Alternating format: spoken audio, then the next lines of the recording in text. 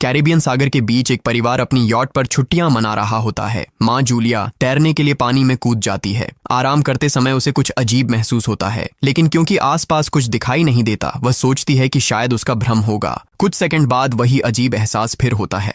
इस बार भी कुछ नजर नहीं आता, लेकिन अब वह घबरा जाती है और यॉट की तरफ तैरना शुरू करती है। तभी अचानक कोई उसकी टांग खींचने लगता है और वह मदद के लिए जोर जोर से चिल्लाने लगती है। उसकी बेटी कैसी हेडफोन लगाकर म्यूजिक सुन रही होती है, इसलिए उसे कुछ सुनाई नहीं देता। पति टॉम और बेटा बेन मछली पकड़ने में व्यस्त होते हैं। जूलिया पानी के ऊपर टिकने की कोशिश करती है, लेकिन मुंह में पानी जाने की वजह से चिल्लाना मुश्किल हो जाता है। थोड़ी देर बाद टॉम को एहसास होता है कि काफी देर से उसने जूलिया को नहीं देखा। वह यॉट पर उसे ढूंढता है और फिर अपनी पत्नी को खतरे में देख लेता है। वह बच्चों को बुलाता है, यॉट को उस तरफ ले जाता है और पानी में कूद जाता है। जल्दी से जूलिया तक पहुंचकर उसे संभालता है और यॉट की ओर तैरता है। बच्चे दोनों को ऊपर खींच लेते हैं। परिवार जूलिया को संभालता है, लेकिन जूलिया खुद को समझाती है कि शायद लहरों की वजह से ऐसा हुआ होगा। रात को सब मिलकर बेन का जन्मदिन मनाते हैं। कैसी को उसके बॉयफ्रेंड का कॉल आता है, तो वह लैपटॉप लेकर बाहर चली जाती है। वीडियो कॉल में उसका बॉयफ्रेंड दिखाता है कि शहर के ऊपर बड़े बड़े काले बादल छा गए हैं। कॉल ग्लिच होकर फ्रीज हो जाती है। कैसी यह बात परिवार को बताने आती है, लेकिन टॉम कहता है कि शायद जमीन से दूर होने की वजह से सिग्नल कमजोर है। तभी सबको एक आवाज सुनाई देती है। वे सब बाहर जाते हैं और देखते हैं कि व्हेल मछलियों का एक समूह गुजर रहा है। टॉम समझाता है कि व्हेल मछलियां हमेशा पृथ्वी के मैग्नेटिक फील्ड को फॉलो करती हैं, लेकिन जब तूफान आता है तो वे कंफ्यूज हो जाती हैं। अचानक यॉट जोर से हिलती है और बेन गिर जाता है। टॉम को चिंता होती है कि कहीं यॉट को नुकसान तो नहीं पहुंचा, इसलिए वह डाइव करके नीचे चेक करने चला जाता है। कुछ देर बाद वह सतह पर वापस आता है, लेकिन उसके कंधे पर एक बड़ा घाव होता है। जूलिया तुरंत उसका जख्म सीती है। टॉम बताता है कि पानी के अंदर उसे ऐसा लगा जैसे उसके पीछे कोई बहुत बड़ा जीव था, लेकिन जब उसने मुड़कर देखा तो प्रोपेलर से कट लग गया। वह कहता है कि जो भी चीज थी बहुत बड़ी थी। टॉम को यॉट पर काफी नुकसान दिखाई देता है, इसलिए उन्हें मदद बुलानी पड़ती है। जूलिया बार बार रेडियो पर कोशिश करती है। कैसी फोन पर सिग्नल ढूंढती है, लेकिन कुछ भी काम नहीं करता। तभी कैसी को एक अजीब सा जीव दिखाई देता है और वह चिल्ला उठती है, लेकिन वह तो बस बेन होता है जो मास्क पहनकर मजाक कर रहा होता है। कुछ देर बाद यॉट पूरी तरह बंद हो जाती है और समुद्र के बीच में फंस जाती है। जूलिया रेडियो में एक आवाज सुनती है, लेकिन आवाज इतनी खराब होती है कि उसे कुछ समझ नहीं आता। टॉम परिवार को बताता है कि उनके पास सिर्फ 4 दिन का खाना पानी बचा है और अब उन्हें किसी मछली पकड़ने वाली नाव का इंतजार करना होगा। अचानक रडार पर कुछ डिटेक्ट होता है और परिवार को एक अजीब सी आवाज सुनाई देती है। सब दौड़कर बाहर आते हैं और हैरानी से देखते हैं कि कई सारे उल्कापिंड जमीन पर गिर रहे हैं। जहां जहां उल्कापिंड गिरते हैं वहां बड़े धमाके होते हैं। एक उल्कापिंड पानी में उनके पास गिरता है तो टॉम तुरंत यॉट को चलाने की कोशिश करता है। इंजन मुश्किल से चलता है, लेकिन तभी एक और उल्कापिंड उस इलाके को हिट करता है। परिवार डर के मारे एक दूसरे को कसकर पकड़ लेता है। तभी टॉम को समझ आता है कि जो आग के गोले गिर रहे हैं वे उल्कापिंड नहीं बल्कि सैटेलाइट्स हैं। उसी वक्त बेन देखता है कि यॉट से धुआं निकल रहा है। टॉम चेक करता है और कंफर्म होता है कि इंजन खराब हो गया है। हवा तेज होने लगती है तो फैमिली यॉट के अंदर छुप जाती है, बिना ये नोटिस किए कि कंपास बहुत तेजी से घूम रहा है। यॉट जोर जोर से हिलने लगती है। बेन फिर से गिर जाता है और इस बार उसे चोट भी लग जाती है। लहरें तेजी से यॉट से टकरा रही होती हैं। टॉम स्ट्रगल करके बाहर जाता है और लाइफ जैकेट्स लेकर आता है। तभी पावर चली जाती है। टॉम तुरंत पावर बॉक्स का बटन प्रेस करता है और लाइट वापस आ जाती है। उस वक्त बेन नोटिस करता है कि जूलिया की नाक से खून बह रहा है। जूलिया को चक्कर आने लगते हैं, जबकि कैसी सिंक पर जाकर उल्टी कर देती है। टॉम रेडियो ट्राई करता रहता है पर सिग्नल नहीं मिलता। अचानक एक तेज हाई पिच्ड नॉइज आती है और हवा और भी स्ट्रांग हो जाती है। जूलिया दरवाजे बंद करने की कोशिश करती है, पर एक हैच खुल जाता है और हवा खिड़कियां तोड़ने लगती है। टॉम एक फ्लेयर जलाता है और थोड़ी देर बाद अंधेरा छा जाता है।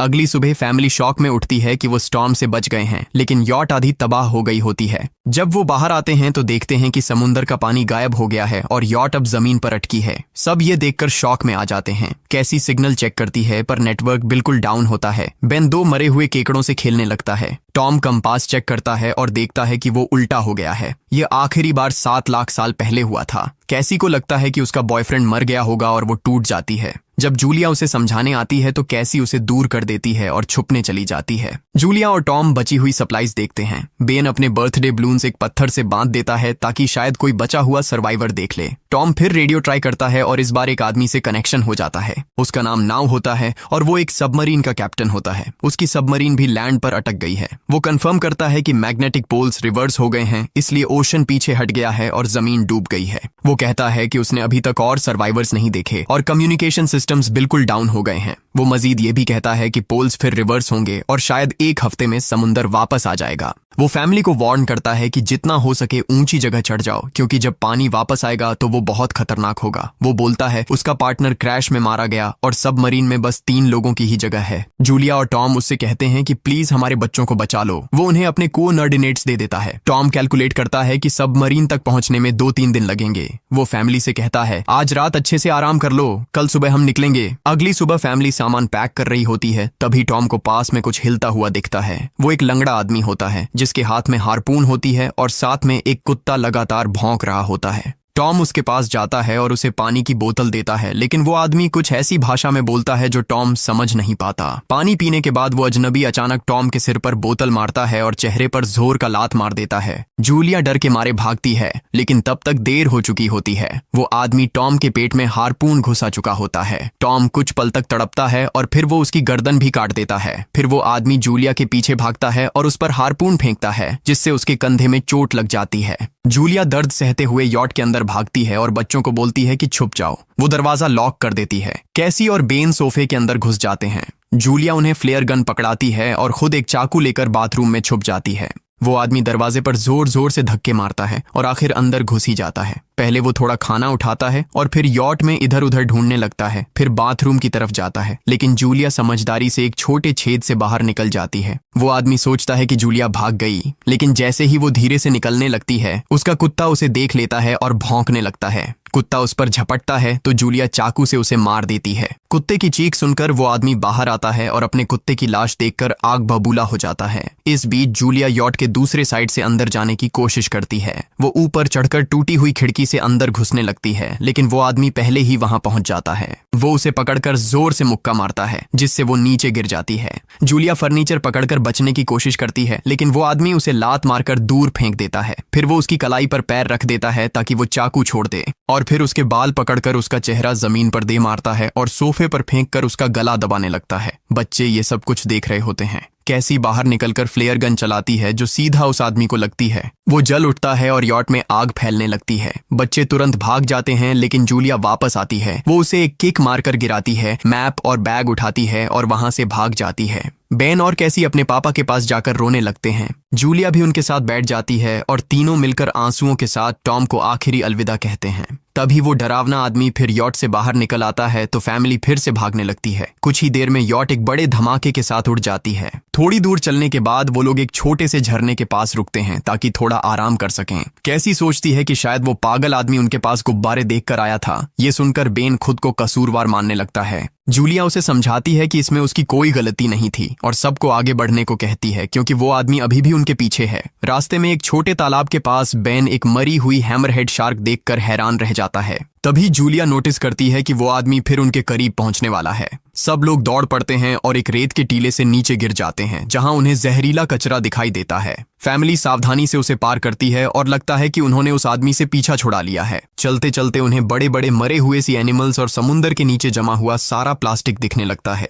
बेन धीरे धीरे चलने लगता है तो जूलिया समझ जाती है कि वो डिहाइड्रेशन के करीब है। वो सबको रुकने को कहती है। जब वो पानी की बोतल देखती है तो उसे झटका लगता है। बोतल में पानी लगभग खत्म हो चुका होता है। कैसी को एहसास होता है कि शायद उसने बोतल ठीक से बंद नहीं की थी। जूलिया गुस्से में चिल्लाती है कि उसकी लापरवाही की वजह से पानी खत्म हो गया। कैसी जवाब देती है, क्या फर्क पड़ता है, वैसे भी हम बचने वाले नहीं हैं। दोनों के बीच लंबी बहस होती है, फिर भी फैमिली आगे चलती रहती है। कुछ देर बाद उन्हें एक क्रैश हुआ प्लेन मिलता है। अंदर कुछ हिलता डुलता देख सब डर जाते हैं, लेकिन वो सिर्फ कुछ पक्षी होते हैं। फैमिली तय करती है कि रात यहीं प्लेन के अंदर गुजारेंगे। वो थोड़ा सा स्नैक शेयर करते हैं और जूलिया को टॉम की जैकेट में एक फैमिली फोटो मिलती है, जिसे देखकर उसका दिल टूट जाता है। कैसी पूछती है, मॉम आप और डैड की लव स्टोरी क्या थी? जूलिया मुस्कुराकर बताती है, टॉम हॉस्पिटल में मेरा पेशेंट था। फिर एक दिन उसने फूल और एक प्यारी सी कविता देकर अपना प्यार जताया था। रात के बीच में कैसी प्लेन से बाहर जाती है। तभी वो डरावना आदमी उसे पीछे से पकड़ने की कोशिश करता है, लेकिन जूलिया अचानक पीछे से उस पर टूट पड़ती है और बार बार चाकू से वार करके उसे मार देती है। कैसी अपनी माँ को गले लगाकर शांत करती है। अगली सुबह उस आदमी की लाश पर कीड़े गुंड पड़े होते हैं।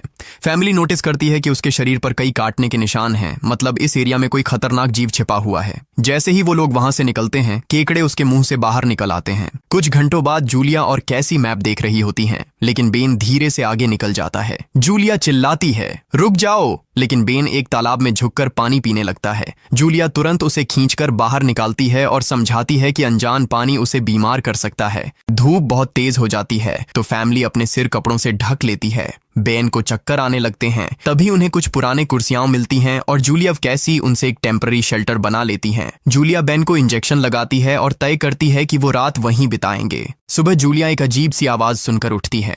बाहर जाकर देखती है तो क्रैब्स का एक बड़ा झुंड उनकी तरफ आ रहा होता है। वो तुरंत बच्चों को उठाती है और तीनों भागना शुरू कर देते हैं। भागते भागते उन्हें एक बड़ा कार्गो शिप दिखाई देता है। वहां 3 क्रू मेंबर्स जिंदा होते हैं। एक औरत उनकी मदद करना चाहती है, लेकिन बाकी 2 आदमी मना कर देते हैं और तीनों फैमिली को बाहर छोड़कर कंटेनर लॉक कर लेते हैं। क्रैब्स पास आ जाते हैं। जूलिया बच्चों को कंटेनर के ऊपर चढ़ाती है। खुद जब चढ़ने लगती है तो क्रैब्स उसके पैर को जोर से काट लेते हैं। बच्चे उसे खींचकर ऊपर चढ़ाते हैं, नहीं तो वो नीचे गिर जाती। कंटेनर के एक छेद से आधे क्रैब्स अंदर घुस जाते हैं। क्रू मेंबर्स फायरिंग शुरू करते हैं, लेकिन क्रैब्स उन पर हावी हो जाते हैं और दोनों को मार डालते हैं। आखिरी आदमी छत के होल तक पहुंचता है, लेकिन क्रैब्स उसे भी नीचे खींच लेते हैं और वो भी मर जाता है। जूलिया अपने जख्म पर पट्टी बांधती है और बेहोश हो जाती है। कुछ देर बाद जब वो उठती है तो खुद को रेत के तूफान के बीच अकेली पाती है। वो घबराकर बच्चों को ढूंढने लगती है। एक मरी हुई औरत का हथियार उठाती है और जोर जोर से चिल्लाती है। कैसी उसकी आवाज सुनकर लौट आती है और बताती है कि वो और बेन मदद ढूंढने गए थे, लेकिन कोई नहीं मिला। फिर दोनों बेन से मिलते हैं, जिसे एक खुला कंटेनर मिलता है जहां वो तूफान खत्म होने तक रुक सकते हैं। जूलिया टॉम का लाइटर निकालती है और अपने जख्म को जलाकर बंद करती है, जो बेहद दर्दनाक होता है। तूफान थमने के बाद उन्हें एक और कंटेनर मिलता है जिसमें बहुत सारी पानी की बोतलें होती हैं। बॉडीज चेक करते वक्त उन्हें एक रेडियो और एक गन भी मिलती है। जूलिया नाव से संपर्क करती है और बताती है कि मैप खो गया है। इस पर नाव बताता है कि उन पर आर्थ्रोपॉड्स ने हमला किया था, वो अबिस के जीव हैं जो ऑक्सीजन की वजह से पूरी तरह पागल हो चुके हैं। अब नाव फैमिली को जल्दी करने को बोलता है, क्योंकि उसके इंस्ट्रूमेंट्स ने कैलकुलेट किया है कि समुद्र उम्मीद से ज्यादा जल्दी वापस आएगा और उनके पास सिर्फ कुछ घंटे बचे हैं। वो एक फ्लेयर शूट करता है और फैमिली उस दिशा में चलना शुरू करती है। लंबी वॉक के बाद फैमिली को एक टूटा हुआ टॉयलेट मिलता है जिसमें बेन पेशाब करता है। अब वो लोग आखिरकार सबमरीन को पास ही देख लेते हैं, लेकिन वहां पहुंचने के लिए उन्हें एक बड़ा चट्टानी रास्ता पार करना होगा। जैसे ही वो रास्ते से गुजरते हैं, दीवारें हिलने लगती हैं और पत्थर गिरने लगते हैं, जिससे एक भयानक रॉक स्लाइड हो जाता है। जूलिया तुरंत अपने बच्चों को साइड में धक्का देती है और खुद भी पीछे हट जाती है ताकि कुचली न जाए। अब एक पत्थर की दीवार उनके बीच आ गई है। जूलिया बच्चों से कहती है कि वो बिना उसके आगे बढ़ जाए, लेकिन कैसी मना करती है और जोर देती है कि उसकी माँ को चढ़ने की कोशिश करनी चाहिए। बहुत बहस होती है और चिल्लाने के बाद जूलिया वादा करती है कि वो बाद में अपने बच्चों को ढूंढ लेगी। मजबूर होकर कैसी अपने भाई को खींचकर आगे ले जाती है।